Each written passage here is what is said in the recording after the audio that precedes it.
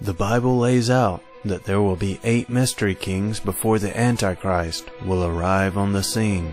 The first being the leader of the Tower of Babel, Nimrod. Could the 7th king that would rule for just a short time, spoken of in the book of the Revelation, be Adolf Hitler? Is this why modern historians can't truly understand what happened in Nazi Germany and the life of Hitler? Could the heart of a man be the missing piece to unlocking the greatest tragedy of the 20th century and help us to prepare for an even darker time to come? We have to look at his heart. And see, that's where modern historians totally fail us, because they don't understand. They're looking at his actions, they're looking at his speech, okay, and the events surrounding Hitler, without considering his heart, without considering that his heart was molded by witchcraft, and he considered himself to be the Antichrist of the book of Revelation. Thousands went to the Nuremberg rallies as skeptics and returned as dedicated worshippers of the Fuhrer.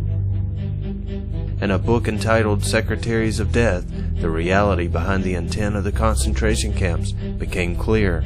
A survivor named Erka Annis wrote that one night in the middle of January 1945, she and several other female prisoners were ordered to work for 3 days, removing about 6,000 huge urns containing ashes from a crematorium at Birkenau.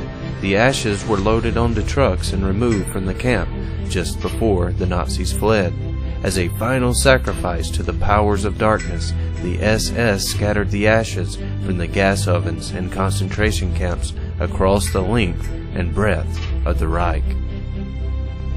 What they were doing is they were offering a sacrifice of these Jews to their pagan gods to cleanse the soil. Remember, blood, Aryan blood, soil that was rightfully theirs, blood and soil religion, and they sacrificed 6 million people. 6 million souls sacrificed to cleanse the soil.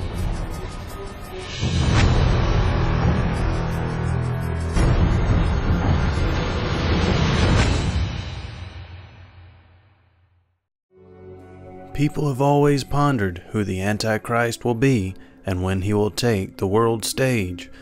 Do we already have an example of what to look for in this man? The Bible tells us there will be 7 mystery kings before the arrival of the true Antichrist. And there are 7 kings, 5 are fallen, and 1 is, and the other is not yet come. And when he cometh, he must continue a short space. And the beast that was, and is not, even he is the 8th, and is of the 7, and goeth into perdition. The 7 kings are what has been labeled as the mystery kings.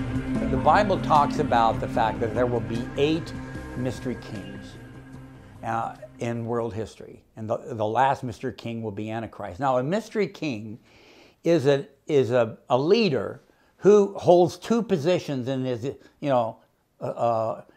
in his country simultaneously. He is the absolute dictator, and he is the absolute top priest of the religion of that land.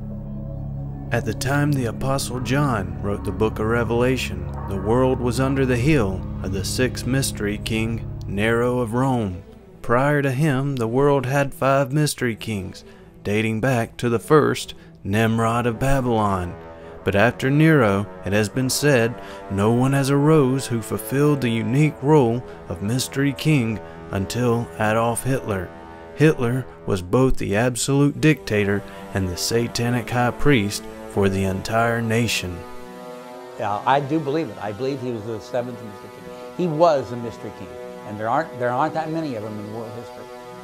He was the top dictator, and he was the top priestess of the Nazi religion that he installed in Germany. Alice Bailey, in her book, The Externalization of the Hierarchy, writes that the Great One, The New Age Christ will restore the ancient mysteries to outer expression, meaning that he will restore the ancient Satan worship to public practice. This is exactly what Hitler accomplished. Even today, occult practices have become more mainstream and accepted as the days of the Third Reich. It says that the seventh Mr. King shall last only a short time, okay? You know, and then pass into history. But the eighth will be of the seventh. It means he's going to be identical to him, of the same, from the same bolt of cloth. You know, he's going to have the same characteristic as the seventh, and of course the eighth Mr. King is Antichrist. From secret societies to religions around the world, countless people are looking for a man to come, and more importantly, looking for a man to bring peace. The Toltec Indians are looking, the Buddhists and the New Agers are looking for Maitreya the Christ, and some believe he is here today. Freemasons are looking for Hiram Abiff, and others are looking as well, such as the Hindus, Islam, and the Jews, and even the Christians are looking for the return of Jesus Christ. They're the Rosicrucians. They have chapters, secret chapters across America. The Theosophists, the Scientologists. There are all sorts of secret societies throughout the world and throughout America today. And the common goal is to create this one world government under a one world ruling elite. Many princes and leaders of the world have been speculated as being the Antichrist alive today. Even some have wondered if President Obama is the one to come. I'm here to tell you folks, President Obama is not the Antichrist, but there are those that make him out to be the Antichrist. I have a good friend that will give you 1,000 reasons why this man, Bono, is the Antichrist, and that he is setting up a world system right now that he will eventually rule the world. Although these men are not the Antichrist, however, one can say the spirit of Antichrist is at work through the lives, the minds, and the hearts of these people. As young Adolf Hitler was also spending much time in the public library, filling his mind with books on such varied subjects as ancient Rome, Eastern religions, yoga, occultism, hypnotism, and astrology. Perhaps it was Hitler and his wicked heart that was developed by the powers behind witchcraft, an idea where most historians are not willing to go. And I understand partly why historians so shy away from that, because to adequately understand Hitler, you have to understand black magic witchcraft.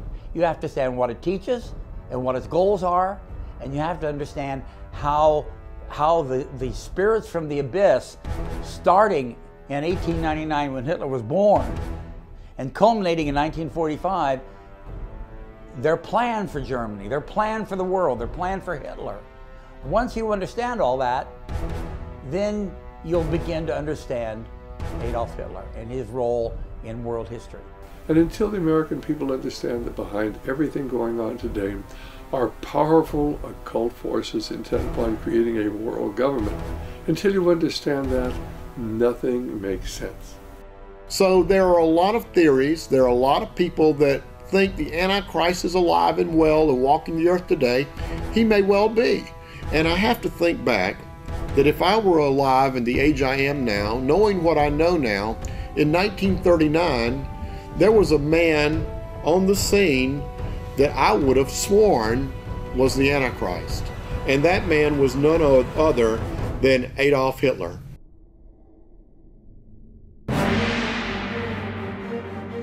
Just as God laid out his prophets in the Old Testament to foreshadow the one to come, Jesus Christ, Nazi Germany had its prophets for its Antichrist. Those that preceded Hitler will guide our understanding that he himself didn't originate all the ideas that swept a nation. Franz Hartmann, known for the first German publication at this time to sport the Theosophical swastika on its cover, known as the Lotus Blossom. It was Guido von List's racist writings after 1906 that owed much to the occult revival in Europe. In 1875, List had used the swastika as the centerpiece of a personal pagan rite, and later claimed it was a holy Aryan and German symbol of the old religion. He called for ruthless subjection of all non-Aryans and favored 1932 as the year a divine force would possess the collective consciousness of the German people and usher in the New Age, and the Aryan masters in a hierarchical state eagerly awaited a new messianic leader. Guido von List believed the mystical secrets of the universe could be revealed by deciphering rune symbols. The runes became an important part of the occult symbol language of National Socialism. For Guido von List, the swastika was the twice high holy secret of constant generation.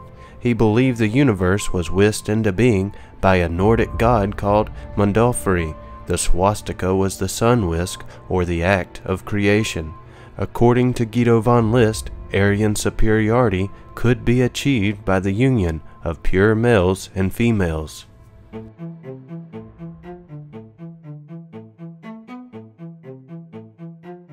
Another prophet of Hitler and Ariosophy, Lanz von Liebenfels, promoted an Aryo-Christian doctrine.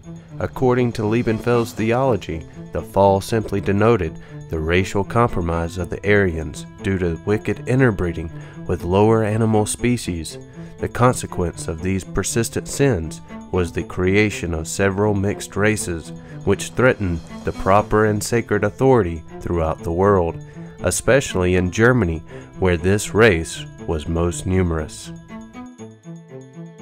In other words, he took the Bible and rewrote it and said, okay, the fall of man that's depicted in the Bible was actually a metaphor for Aryans interbreeding with animals. And this interbreeding resulted in the Jews. It really gets almost ludicrous.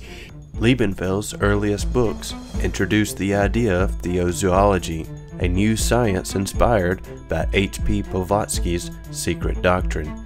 Within his theozoology, he suggested that early Aryans committed bestiality with lower species, and this created a different branch of humanity, separate from the pure Aryans.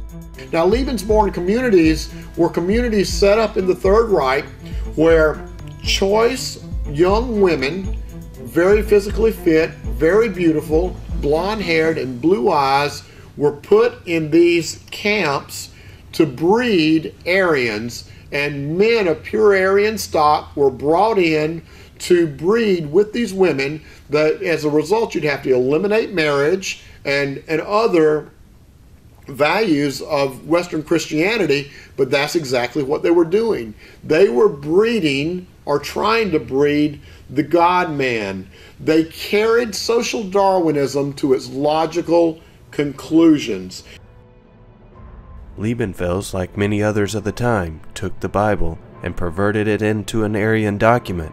The New Testament spoke of the coming Christ to redeem the chosen Aryan race, and the disposal of racial inferiors was a sacrifice to God, and he felt that World War I represented the messianic fullness of time. Dietrich Eckart, one of the most famous prophets of Hitler, and the one whom initiated Adolf Hitler into the occult. Hitler wrote of him in the last sentence of Mein Kampf. He was one of the best who devoted his life to the awakening of our people, in his writing, in his thoughts, and finally, in his deeds. And he actually met Adolf Hitler in 1919, and of course indoctrinated him in this whole idea of bringing about a world occult movement.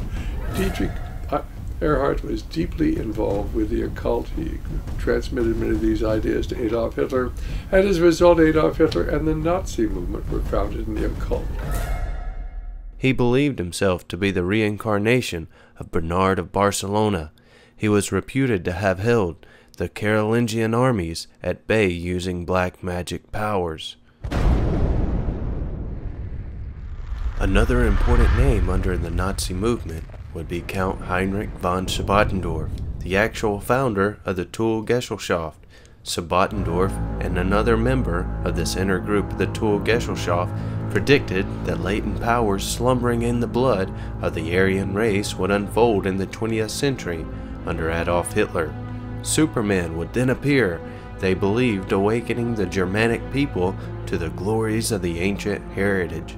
Sabotendorf was the author of a book titled Before Hitler Came, the Early Years of the Nazi Movement. So you see here that we have proof of people that prepared the way for Hitler and prepared the hearts and minds of the German people by introducing occult, Luciferian, satanic thoughts and ideas into the psyche of an entire nation. Karl Maria Williget would become the best friend of Heinrich Himmler and was given the official assignment for prehistorical research in the SS between 1933 and 1939. Williget claimed to possess ancestral clairvoyant memory, which enabled him to recall the history and experiences of his tribe over thousands of years. Williget believed that Germany was originally settled in 228,000 BC by people from the lost continent of Atlantis. He insisted that the Bible was much older than anyone thought, that the events of the New Testament had taken place in Germany and not Palestine, and that Jesus Christ was really Christ, an avatar who had founded the Erminist religion in 12,500 BC. The Williget family were supposed to be sages of Erminism who were driven into the northern European wilderness by rival sorcerers in 1200 BC. These ideas fit the increasing popularity of the theory of evolution. But in 1924, Williget would be committed to the Salzburg Mental Asylum and certified insane. The full report on his condition referred to his violence at home, including threats to kill his wife, grandiose projects, eccentric behavior, and occult interest, before diagnosing a history of schizophrenia involving megalomaniac and paranoid delusions. A Salzburg court ruled him incompetent to administer his own affairs on the basis of this medical evidence. He would be released in 1927, and in September of 1933, at a conference of the Nordische Gesellschaft, Williget was inducted into the SS to head a department for pre- and early history, which was created for him within the SS race and settlement, the main office. What a joke! What a farce! Here is a man that was declared legally insane and certified. He was certified insane in 1924, and 8 years later, he was appointed the head of a government bureau. Sounds like some people in Washington, doesn't it? I mean, really, this is how absolutely ludicrous things have gotten in the Third Reich. In Himmler's quest to find ancient artifacts to support his beliefs in pagan occultic Ariosophy, he believed in Williget's ability to recall ancient history to lead him to the answers he needed. Houston Stewart Chamberlain, the man who cunningly united Wagner's racist doctrines with Nietzsche's concept of the coming Superman in order to create the dream of an Aryan master race, Chamberlain would declare Adolf Hitler to be the long-awaited German Messiah.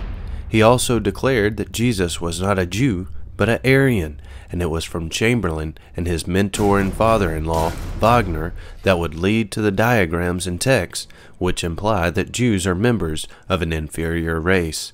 This greatly influenced Nazi decisions and helped precipitate the Holocaust. It should come as no surprise that Chamberlain was controlled by demons. William Shirer, who wrote The Rise and Fall of the Third Reich, which has become a classic on the subject of Nazi Germany, said that Houston Stewart Chamberlain was given to seeing demons, who by his own account drove him relentlessly to seek new fields of study and get on with his prodigious writing. His writings from the foundations of the 19th century would be revered as the gospel of the Nazi movement, and he went to his grave with high hopes that all he had preached and prophesied would yet come true under the divine guidance of this new German Messiah, Adolf Hitler. My faith in Germanism has not wavered for an instant, though my hope, I confess, was at a low ebb. With one stroke you have transformed the state of my soul, that in the hour of her deepest need, Germany gives birth to a Hitler, proves her vitality, as so the influences that emanate from him. For these two things, personality and influence, belong together. May God protect you. These are just a few men of many that would be the heralds of the German Messiah and the prophets of Ariosophy, an idea founded on secret religious orders dedicated to the revival of lost esoteric knowledge, the racial virtue of the ancient Germans, and the creation of a new pan-German empire. Here's what it is. You take the Grail legends as depicted here with Mary Magdalene. You take what was German Catholicism. You add to it the Ehrenvolk, or the Volk, or the blonde-haired, blue-eyed Aryans, and you end up with Nazi Christians who ultimately would turn from the cross to the swastika. As a matter of fact, here on top we see the Deutsch Christian emblem, which is the same as the Nazi flag, with a cross with a swastika in the middle. And so that's what happened to Christianity in Germany. Just as in the book, The Revelation, the beast has his false prophet, so did Adolf Hitler, the high priest of Ariosophy, Heinrich Himmler. Himmler's personal agenda was to amass enough data, archaeological, historical, cultural, religious, and occult, to prove that the Aryan race was superior to all other races on Earth, and that the Germans were the inheritors of the Aryan bloodline. He also had to prove that at some point in history, what are now the German peoples owned virtually all the real estate in Europe. This would not only seem to legitimize Hitler's drive to the east, but might prove useful in establishing that the Germans had a historical right to do whatever they wanted with whatever inferior mongrel races they found there. Hitler and Himmler were really in the 30s. They really went all out to find these certain artifacts that they just knew were in these old civilizations like Egypt. Patrick French, in a review of the book Himmler's Crusade, wrote, he believed in the lost kingdom of Atlantis, in pagan rituals involving fir sprigs and holly, in the martial virtues of Hinduism, and in the world ice theory, which claims the early ancestors of the Aryans had been frozen in ice until their release by divine thunderbolts. Christopher Hale makes the point in this book that historians have often viewed Himmler's occult obsessions as exotic marginalia in a life otherwise dedicated to efficient policing and ruthless genocide. They keep talking about the Holy Grail, and most of them think of it as a chalice, like the chalice from which Jesus drank during the Last Supper. And that's one explanation, and it's valid. But the real Holy Grail is Antichrist. The pursuit of the Holy Grail is the pursuit of Antichrist. The truth is that Himmler's enthusiasm about lost civilizations, prehistoric archaeology, the Holy Grail, and especially the origins of the Indo-Germanic races were intricately interwoven with the racial theories that demanded the elimination of the unfit, otherwise known as eugenics.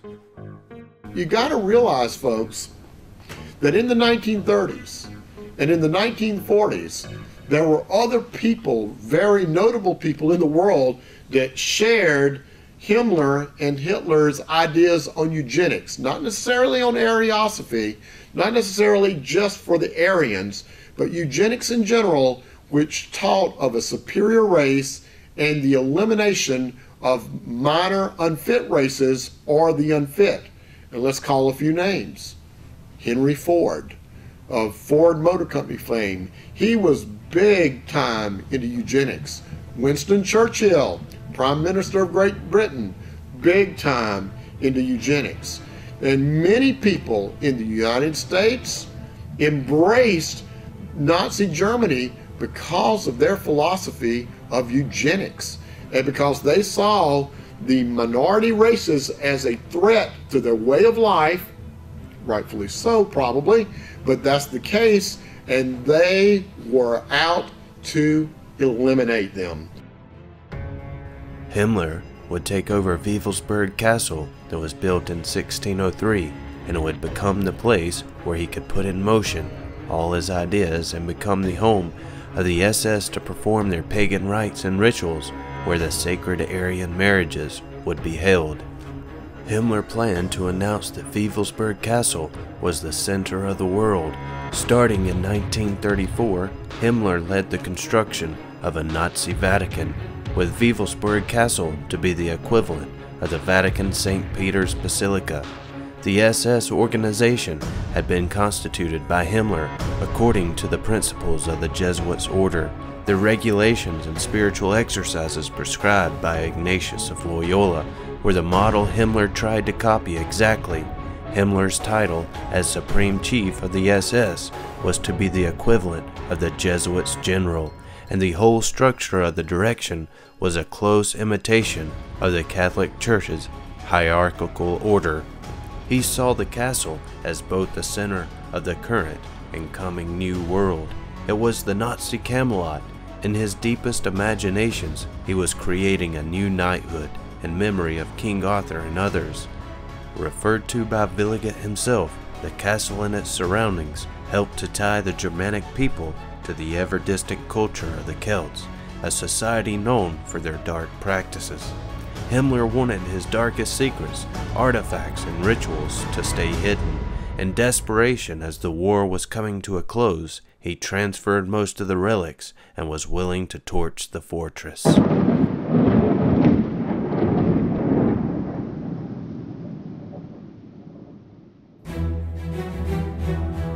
Ariosophists founded secret religious orders dedicated to the revival of lost esoteric knowledge and racial virtue of the ancient Germans and the creation of a new pan-German empire, a German empire that stretched all the way from the Atlantic Ocean to the Middle or Far East. Blavatsky taught that Atlantis existed 4.5 million years ago. The Aryans were led out of this Atlantis by Manu.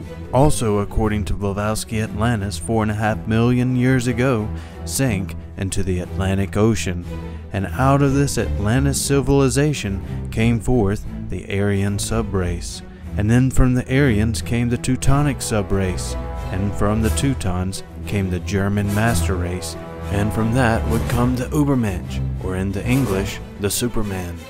This is what Adolf Hitler, Heinrich Himmler, and the Third Reich were trying to breed, the God-Man. They felt that the Superman would evolve from the most advanced subrace of the Aryans, the Teutonic race. So that's where they get the idea that the Germans, in spite of the fact that they are Aryans in Persia, the Iranians are Aryans. The Indian people in India are Aryan. If you look at this language group and you embrace the whole idea, the Indians would be Aryans, the Iranians, the Persians would be Aryans, other Europeans would be Aryans, but they felt that the Teutonic subrace of the Aryan race was the most advanced, so therefore that part of the race would create the Superman. The societies that taught Ariosophy long before the rise of Hitler come with a great deal of controversy. Some of the organizations include the Thule Society and the Vril, the German Orden, and the Armanen League. I don't think Hitler, when Hitler came to power, when he started his drive to power in the 1920s, he could not have gained the traction among the German people that he gained had they not been prepared for the previous 40 years Hitler didn't come on the scene and start preaching and teaching Blavatsky's doctrines and convert an entire nation. That wasn't what happened at all. There were other organizations that existed back in the 19th century even that brought this idea to the forefront, so the German people were well prepared for an Aryan Messiah to come because they'd been taught Ariosophy for a long time. The Thule Society, Thule, the northernmost land discovered by Pithys. Thule, like Atlantis, was an island that disappeared in the northern Atlantic. Rudolf von Schippendorf, an important figure in the activities of the Thule Society, a practitioner of meditation, astrology, numerology, and alchemy. The inner core of the members of the Thule Society were nothing more than black magic Satanists. Now, we're not talking about Wiccans. We're not talking about white magic witches here. We're talking about black magic worshippers of Lucifer. The inner core of the Thule Society was an amalgam of Eastern religion, theosophy, anti-Semitism, Grail romance, and Nordic paganism, all which formed the philosophy of the Thule Society. In 1918, the Thule had 1,500 members in Bavaria. The members of the Thule Society believed that the lost civilization of the Teutons had possessed psychic abilities that were far beyond the technical achievements of the 20th century. They hoped to rediscover the secrets of this legendary civilization through occult practices. Well, the Thule Society is a black magic satanic covenant, and they did human sacrifice as well. But they believed and they taught that mankind should be forced into a system of a one world government, a one world religion, and a one world economy, and would be presided over by a one world Messiah, okay? Which is what we call now the New World Order. And to achieve those goals, they practiced really dark black magic. What was their goal? Why, it was a world government. What is the goal of the people who control the United States? They want a world government. The inner core of the Thule were Satanists who practiced black magic, a very prominent organization that led to German Ariosophy across an entire population. New Age author Bill Cooper gives us a great insight when he states that each major country has an organization in the global satanic network of secret societies called the Brotherhood of Death Societies. In America, the Brotherhood of Death Society is Skull and Bones. The German Brotherhood of Death Society was known as the Thule Society. In other words, Skull and Bones is identical to the Thule Society. An adept of the Brotherhood of Death Society is so mentally changed that his mind becomes very divided into distinctly different compartments. This compartmentalization is how an adept can appear in public to be so normal, just as the Bible declares having two horns like a lamb, but roaring like a dragon. This prophetic description is of the false prophet, but accurately describes any practitioner of black magic Satanism. The false prophet is prophesied to look like a born-again Christian having two horns like a lamb, even though he has a heart of a dragon, Satan. Now this information is critically important, for Adolf Hitler was trained in the deepest, darkest aspects of black magic Satanism by the Thule Society. But however, Prescott Bush, George Herbert Walker Bush, and the latest George W. Bush were all subjected to the same rituals and many of the same life-shattering experiences as was Adolf Hitler. The Bushes are all members of Skull and Bones. The Vril Society, made up of the Vril Maidens, a common render of the name means like God. The Vril Society, known as the All-German Society for Metaphysics, was formed in 1921 to explore the origins of the Aryan race. The Vril was primarily composed by a group of female psychic mediums. led by the Thule Gesellschaft medium Maria Orsic, who claimed to have received communication from Aryan aliens living on Alpha Tauri in the Aldebaran system in the Tarsus constellation 65 million light years away. It is said that whoever becomes master of the Vril will be master of himself, of others around him, and of the world. This society was headed up by psychic women to research into the Aryan bloodline.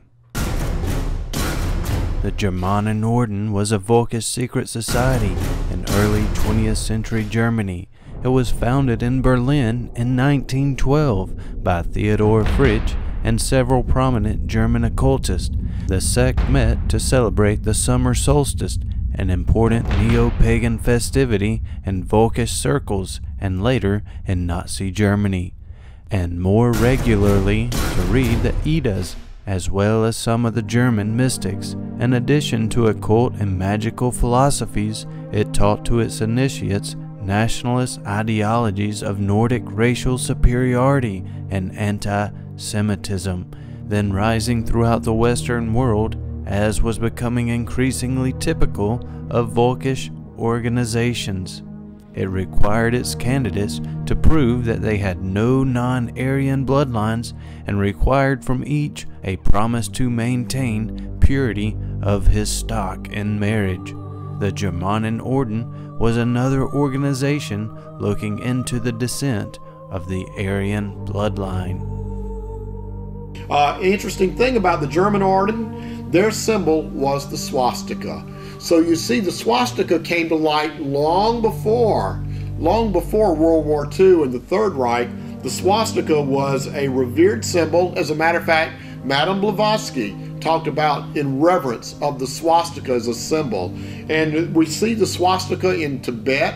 We see the swastika in Hinduism as a symbol for happiness and peace and other things. But the swastika became the occult symbol of the Third Reich. Yet another prominent organization was known as the Artenmannen League, a German agrarian and Volkish movement dedicated to a blood and soil inspired ruralism.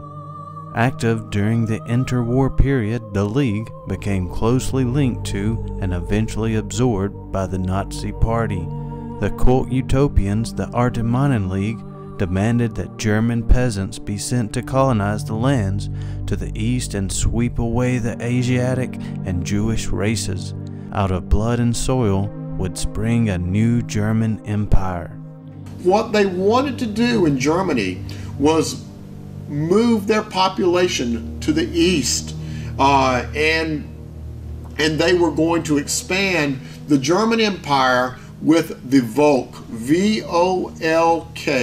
You know, the Volkswagen, the people's wagon, the people, the Volk were the common people, the peasants of the land of Germany, where the German hierarchy felt that their power resided. Most people recognize the organization of the SS from a military perspective, but the SS was originally formed as a personal bodyguard to Hitler and numbered around 300 when Heinrich Himmler joined.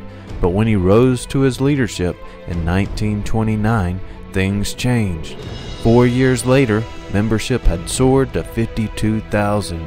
SS officers were discouraged from participating in Christian ceremonies including weddings and christenings, and celebrated the winter solstice instead of Christmas.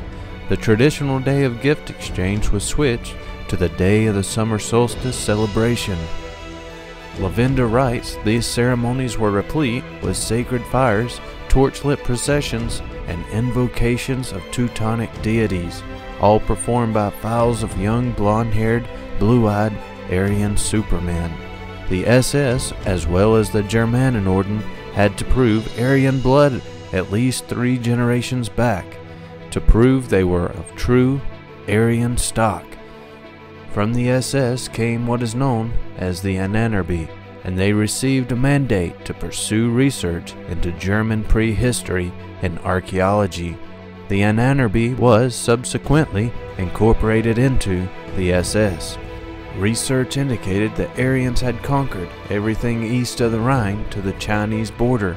If they could prove Aryan racial superiority through their anthropological experiments at Dachau, that would justify, in their own minds, their extermination of subhumans, meaning non-Aryans. They were carrying out experiments on human beings to prove Aryan superiority. They were taking measurements of the head, measurements of the body, measurements of the face, taking dead people, pulling their brains out, weighing their brains to prove that the Aryan race was a superior race. And oh, by the way, at Dachau, most of the inferiors they were studying were Jewish. And we'll talk about that in a little bit. But they felt that everyone that was not Aryan was subhuman. And so therefore their experiments were leading to the justification of exterminating everyone that could not prove an Aryan lineage. At this time in history, we see the rise in Aryan supremacy. Used prolifically across Nazi Germany was the Nazi flag. The red signified blood of the party, and the white signified national strength and purity, and the swastika reminded everyone of the mortal struggle for the victory of Aryan men over the forces of Jewry and Marxism. Aryan supremacy meant to the people a German national identity. Searching for lost Aryans or the Holy Grail or Atlantis may seem harmless enough, but German occultism was founded on a racial vision of history. Christian Hale, in his book Himmler's Crusade, concludes that it validated German national identity by conjuring up a bogus yet seductive ancestral past. By taking this chimerical past literally, men like Heinrich Himmler were able to infuse policies of racial purification with an irresistible potency. As a result, occultism facilitated murder. The ground loam of pseudo-Darwinian civilization led the scientists of the SS to the killing fields of the concentration camps. And the people would buy into this lie.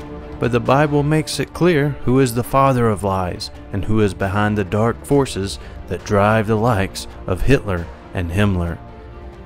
Ye are of your father the devil, and the lust of your father ye will do.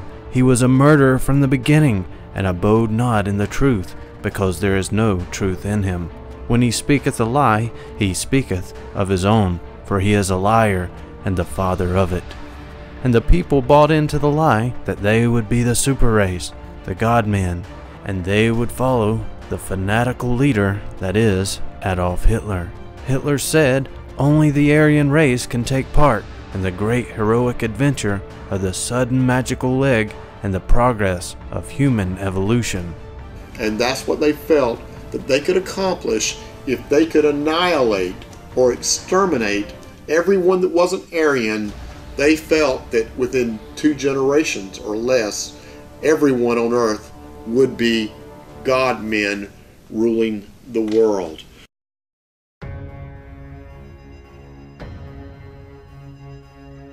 The dictator of Germany, Adolf Hitler, rose to power in 1933 and ruled till his supposed death in 1945. We have to realize that there was so much more behind the Third Reich than what meets the eye. And what begins to bring this fact into focus is how similar the characteristics of the coming Antichrist fits to the person of Adolf Hitler. Now we have to understand that when Hitler came to power, he was touting the doctrines of Nietzsche, of the coming of the Superman, the coming of the God-man, just like the New Age movement started doing in the 1970s and the 1980s. They were teaching that man was evolving to the next phase of evolution, to the God-man. Well, Adolf Hitler believed the same thing. And in Nazi Germany, the general population embraced the thought of a coming Superman. But the interesting thing about Nazi Germany was that their people were teaching, even before Hitler, that the Superman would come from the German people. Specifically, the Superman would come from the Teutonic line of the Aryan race, which then became the German race. Well, this is really out in left field somewhere. We start asking the question, where could this whole idea come from? What is the Aryan race? Where did it come from? And why was a whole nation so sold on the fact that the God-man, that they were going to become God-men and women, that this master race existed on earth? How did they get so sold on that fact that they would follow a crazy man like Adolf Hitler? Because that, from the outsider's perspective and from the outsider's view, that's the way he appeared. He appeared to be a raving lunatic. But here we had, in the 1930s, and we're not talking about the Middle Ages, we're not talking about the 1200s, the 1300s, or the 1400s. We're talking about the 1920s, the 1930s, and the 1940s in a modern, industrialized, educated, mechanized world. Many people have wondered why the masses would follow such a man that boldly stated, "Man is becoming God, man is God in the making." The same people would also fall to a man's claim that there was a super race or Superman, an idea that can be traced back to Friedrich Nietzsche, who contended that mankind must strive to adopt a master morality since the God of the Bible had been proven irrelevant. If this is the case, it remains to be determined and unclear who would produce the measuring rod of right and wrong. Friedrich Nietzsche also said that God is dead, God remains dead, and we have killed him. Was this Hitler's agenda to call for the Aryan race to take their rightful place as gods? Hitler followed that philosophy, and the German people followed that philosophy. But they taught that the Superman would come from a bloodline called the Aryan bloodline of the Aryan race. In 1888, Helena Blavatsky would write the book that will become the central source for Hitler on the origins of the Aryan race in her magnus opus, The Secret Doctrine, that would alter the course of history to this present day, the synthesis of science, religion, and philosophy. It was an influential example of the revival of interest in esoteric and occult ideas in the modern age, in particular because of its claim to reconcile ancient Eastern wisdom with modern science. Hitler particularly found Blavatsky's teachings to be crucial to his satanic doctrines and was fascinated by Blavatsky's book. It was from this that he created the basis for his coming Holocaust.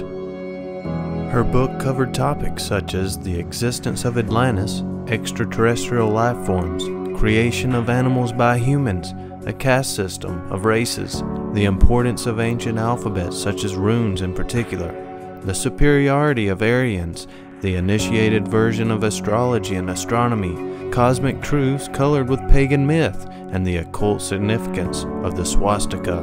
To the Germans of the 1930s, the secret doctrine appeared to reconcile science and belief, nature and myth, and catalyzed a much older intellectual tradition. As in the secret doctrine itself, science and occultism lay happily side by side in a fetid embrace. So they saw the secret doctrine as something that made sense of the world. And Madame Blavatsky was a woman deeply involved in the occult who founded the Theosophical Society in about 1871 or 1872. And basically she was very closely affiliated with the other occultists at that time. But her organization, Theosophy, certainly based upon her books, The Secret Doctrine, which she wrote several volumes.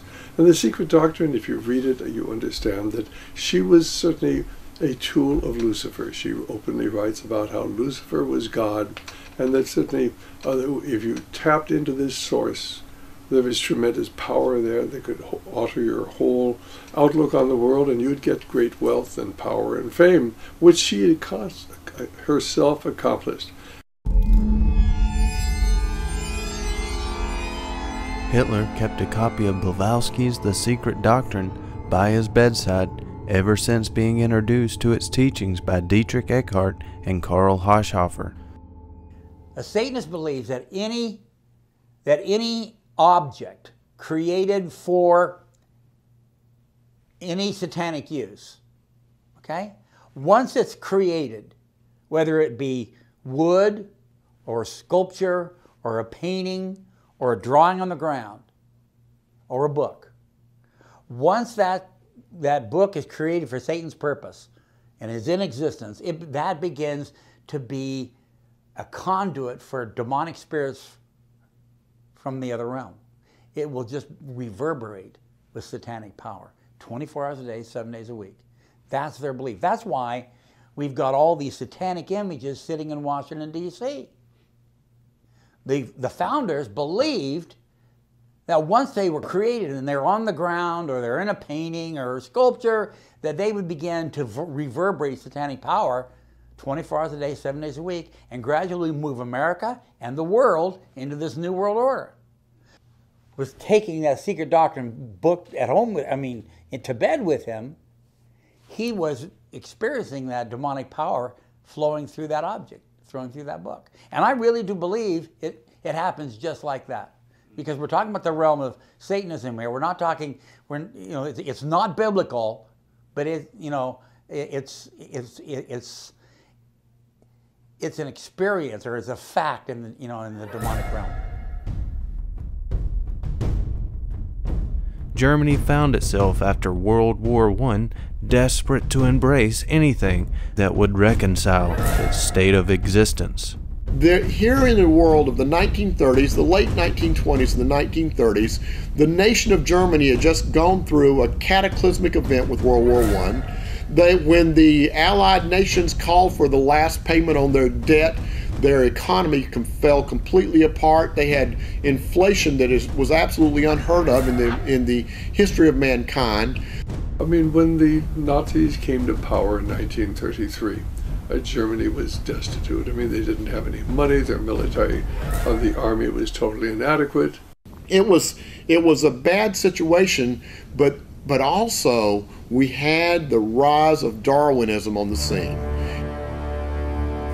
It was in the 1920s that evolution was being pushed to the forefront of human consciousness, and Germany, that once was known for its rich Christian history, where Martin Luther nailed his 95 Thesis 400 years earlier, was now ready to fully embrace Charles Darwin's theory of evolution. It would be this idea that would be the fuel to give rise to Hitler, and it is this view that's now mandated in all public forms of education in America.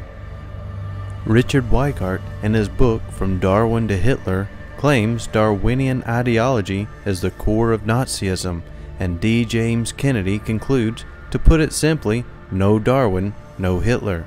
But there are those in contrast that contend, like Brett Carroll, that scientific theories, even those like Darwin's that address organic life, are morally neutral.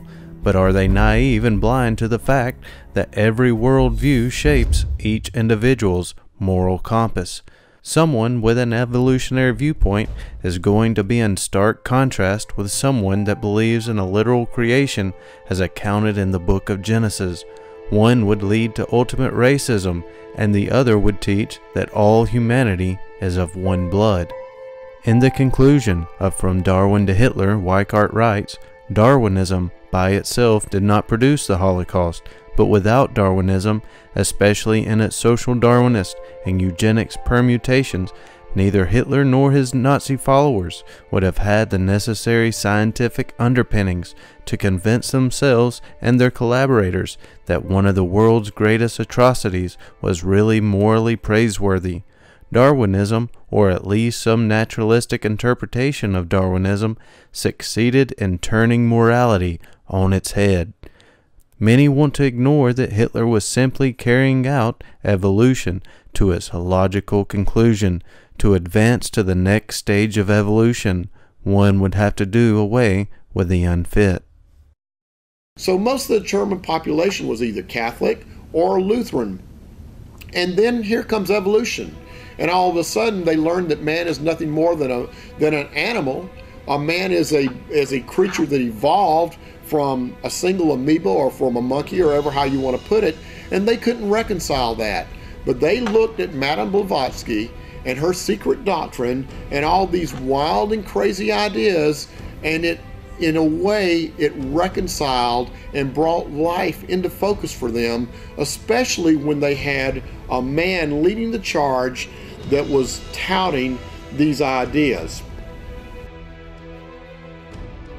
Blavatsky based her writings on the myth of Atlantis. In Plato's myth of Atlantis, Plato related that the priest of Isis relayed to the poet Solon the ancestry of the Aryan race.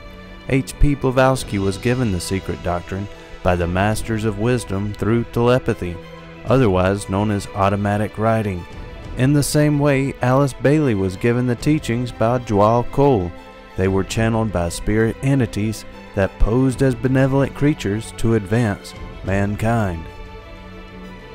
This source of this book was straight from the pits of hell, to put it in a Christian perspective. So therefore, if the priest of Isis gave this information to Solon, it was from the same source, because the priest of Isis were nothing more than those that relayed demonic thoughts and ideas. This is all based on the notion that Atlantis had 7 root races. The secret doctrine maintains that 7 races originated in Atlantis and that one of the 7 were the Aryans. Although there were supposedly 6 other Atlantean races, Blavatsky tells us that the Aryans were the master race or supermen of the Atlantean races. She writes, "They did not become supermen by ordinary evolution or mutation. They took a quantum leap upward in order to give them the necessary faculties to live in the post-Diluvian world. While losing some qualities that were coveted, such as magical powers over the forces of nature and psychic development, they gained faculties of brain development and superior intelligence over the other surviving races, who were supposedly inferior in blood stock and mental faculties." According to Blavatsky, Manu, one of the last of the god-men, escorted the Aryan race out of Atlantis because the Aryan race had the capability to evolve into god-men. There are varying beliefs about who the Aryans really are. In the book Unholy Alliance we find, according to science, there is no such thing as the Aryan race. Peter Levenda goes on to suggest that the term Aryan refers to a language group and not a race of people. There is no such thing, yet this is exactly the type of reasoning that led the early Aryan promoters into one of the worst blunders of 20th century history. So, where did this idea come from that swept the minds of the people of Germany? As the people at the time were desperately searching for meaning, Charles Darwin and his book, when it was first published, almost failed, but now was a time that the people were ready and willing to accept his message. Very few know the entire title of his work. The full title reads, "On the Origin of Species by Means of Natural Selection, or the Preservation of Favored Races in the Struggle for Life." Is it a coincidence that Hitler titled his book Mein Kampf, or My Struggle? Evolution was not only a dumb idea, not only a false theory, but it was also dangerous, and it was racist.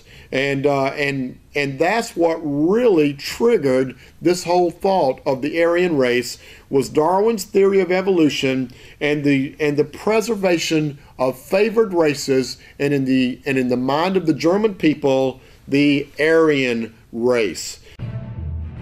So we see the Aryan bloodline, if you take the basic tenets of evolution, add to that the theories of Atlantis, and we add to that not basic Gnosticism, which is basically where Blavatsky's religion lay. The common Gnostic themes are Persian dualism, the struggle of good and evil as independent battling principles, and also the idea that the material world is utterly evil. You know, the Gnostics can't accept Jesus Christ as God, although you have people that call themselves Gnostic Christians or Coptic Christians.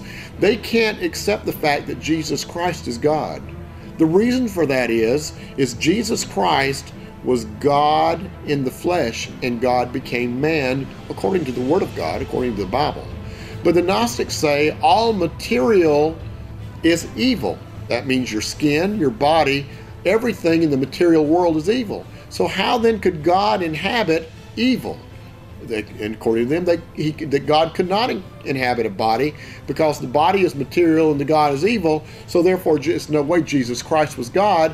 And that is where all this idea of the Da Vinci Code and all the other things that came to light about the fact that Jesus was not God. He faked his crucifixion. He married Mary Magdalene, had children. All of that came from the Gnostic Gospels.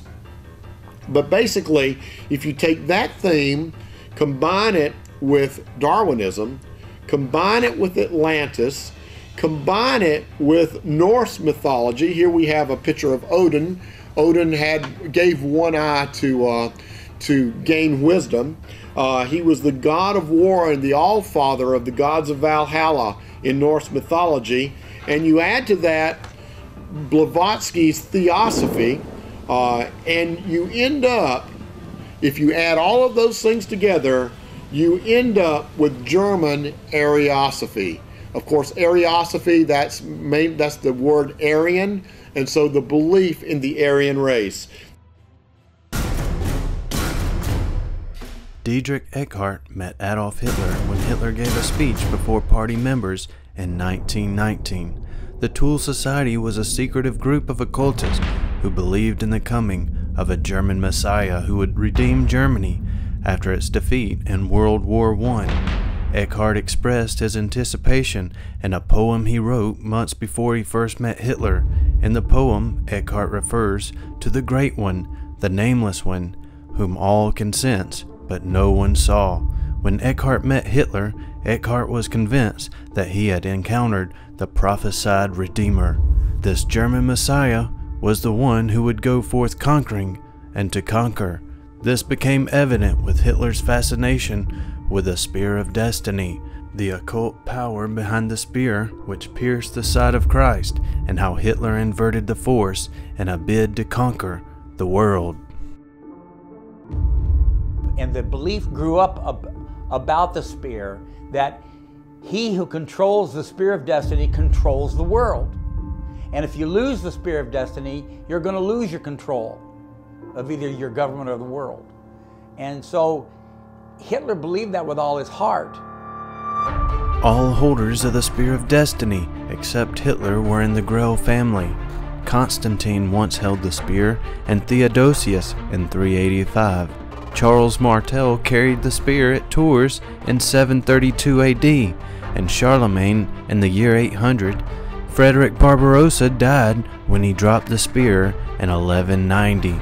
German chronicles in Cologne indicate that Longinus, from the biblical account that pierced the side of Christ, was of German extraction. The spear had passed like the very finger of destiny through the millennium, forever creating new patterns of fate which had again and again changed the entire history of Europe.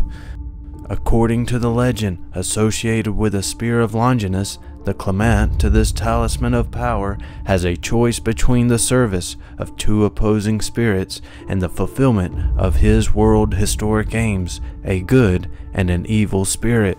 Walter Stein reported that while in front of the spear, an alien entity entered Hitler, and Hitler stood before the spear and made an irreversible vow to worship evil. Hitler said himself about the account, "The air became so stifling, I could hardly breathe. The noisy scene of the treasure house seemed to melt away before my eyes. I stood alone trembling before the hovering form of the Superman, a spirit sublime and furtive, a countenance intrepid and cruel. In holy awe I offered my soul as a vessel of his will. At that point, if this account is true, Adolf Hitler was possessed probably by Lucifer himself.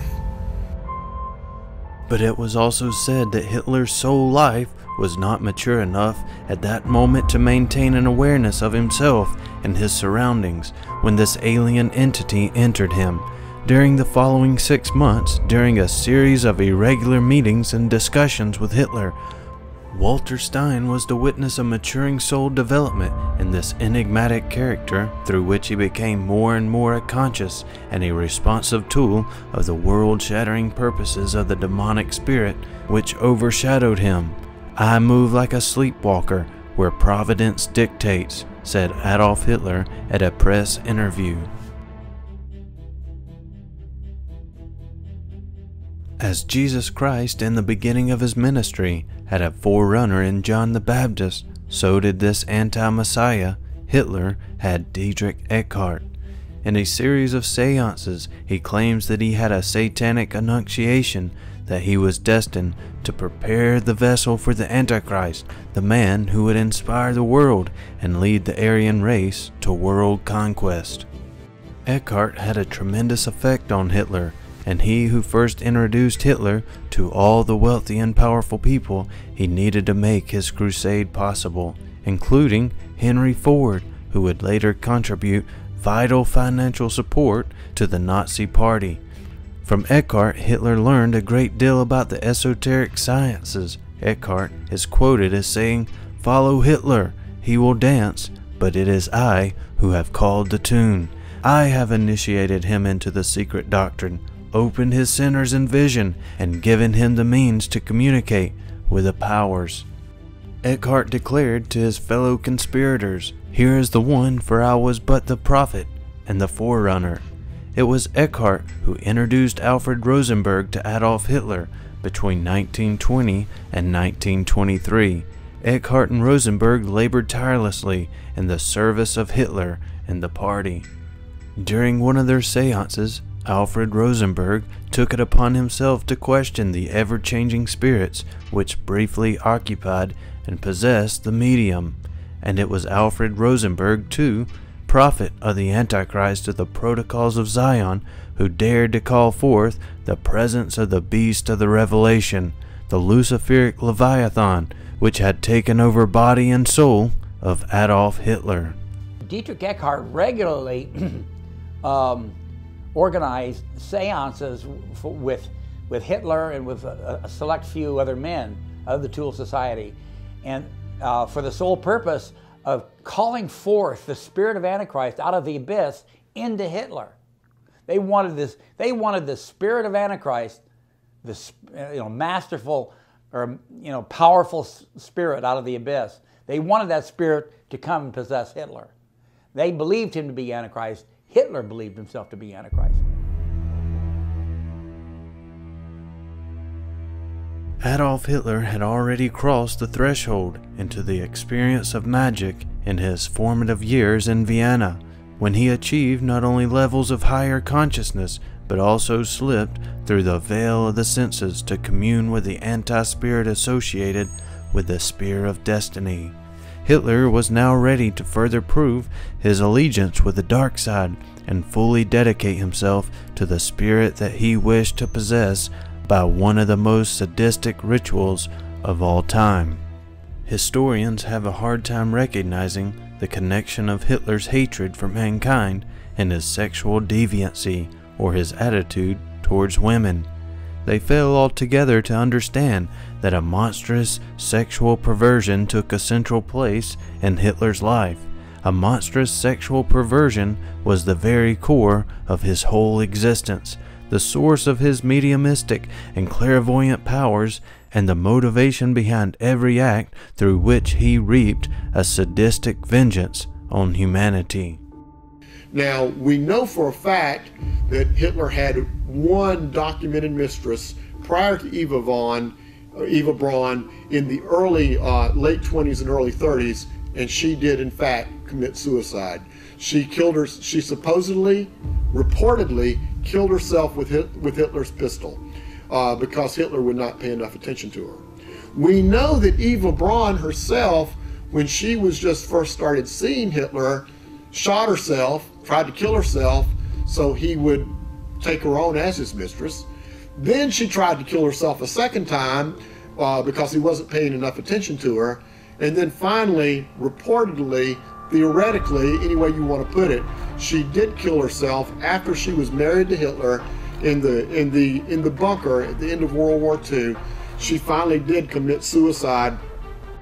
Dietrich Eckart maintained that Hitler was initiated into the sexual black magic of Aleister Crowley, the most evil man on earth at the time. And this included what you would call a ritual castration. It was at the home of the SS where the pagan rites and rituals took place, the Liebelsberg Castle, where Hitler would take part in this dark sexual rite. Hitler went so far as to identify himself to the sadistic king Klingsor, who went through this same castration. Klingsor, whom Hitler believed himself to be the reincarnation. Hitler became a sadomasochist, practicing various forms of sexual perversion. He was stimulated sexually by violence, brutality, and blood. Hermann Röchning, a friend of Hitler who later defected to the Allies, said of him, "Hatred is like wine to him, it intoxicates him. He had the instincts of a sadist, finding sexual excitement and torturing others." The form of ritual magic through which Dietrich Eckart further initiated Adolf Hitler was so similar to, and in part derived from, the horrible sexual magic of Aleister Crowley. You had this whole side of the German Messiah with his mistress or mistresses that committed suicide. And this is very important, because remember the passage in Daniel that said Antichrist would not desire the love of women? Scholars have been perplexed at this because they don't know what it means. I mean, does it mean that he's gay? A lot of scholars have postulated that, but that's not it at all. And again, you have to understand witchcraft. There is a ritual that, when performed correctly, it psychologically castrates a person. Okay, psychologically, they could no longer have normal relations with women. All right, they no longer desire women as a normal man would desire his wife, or desire a woman. But the familiar spirits, the guiding spirits of Dietrich Eckart, who was the leader of this satanic society called the Thule Society, they told him he must perform this ritual because it would produce in Hitler the monstrous, sadistic hatred which he would really need, as he carried out his role, of Germany conquering the world and Germany committing genocide. We believe with this satanic ritual that comes from Lucifer himself, Antichrist himself will also be initiated in this sexual black magic, which will result in mental castration, just as Hitler was.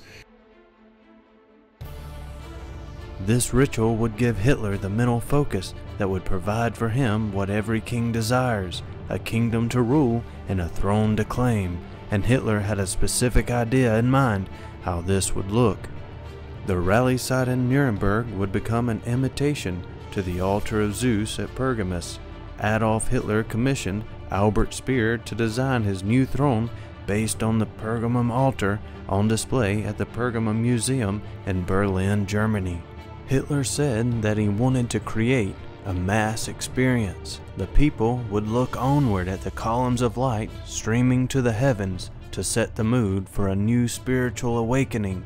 When he held these outdoor stadium meetings, he was holding a pagan ritual. All the elements were there, all the candles and the lighting and the singing and it was all done according to the old pagan rituals. It was all part of the plan to set up a place where Satan could reach out to thousands of people in his vessel. He was holding a satanic ritual in front of 80, 90, 100,000 people in these stadiums. And not only was he carrying the hearts of the people away in the stadium, but out through the radio, his voice was just was having the same effect of people who were listening to him. Germans who were listening to him. Not all, of course, but many of them. Hitler had developed a speech pattern which kind of mimicked the heat or the beat of the human heart, and it just really swept them away. In Revelation it says, "I know where thou dwellest, even where Satan's seat is." In the Greek, the phrase "where Satan's seat is" literally means where a throne to Satan is. Ancient Pergamum was the center of pagan worship in Asia Minor, with the replica in full use in Nazi Germany for the Nuremberg rallies. A new center for pagan worship is now in place.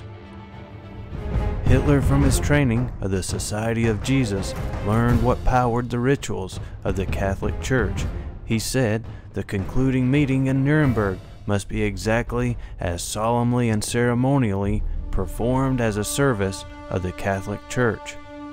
At his podium with a godlike stature, it is said he would be descending down the steps like a tribune of the people from old Roman times, says Santoro. But just like the bronze bull was the place where sacrifices were made, a new altar has been built and a new sacrifice had to be made. Holocaust, a word that comes from the Greek, meaning a holy burnt animal sacrifice, and those inferior to the Aryan race were nothing more than animals in the eyes of Hitler, including real Bible-believing Christians. So important was the worship of Zeus in ancient Pergamus that perpetual sacrifices were offered to him upon the towering and famous 40-foot high altar.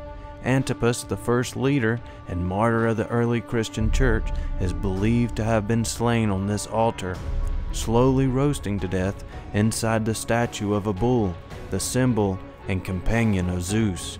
Revelation 2:13 says, "Wherein Antipas was my faithful martyr, who was slain among you, where Satan dwelleth."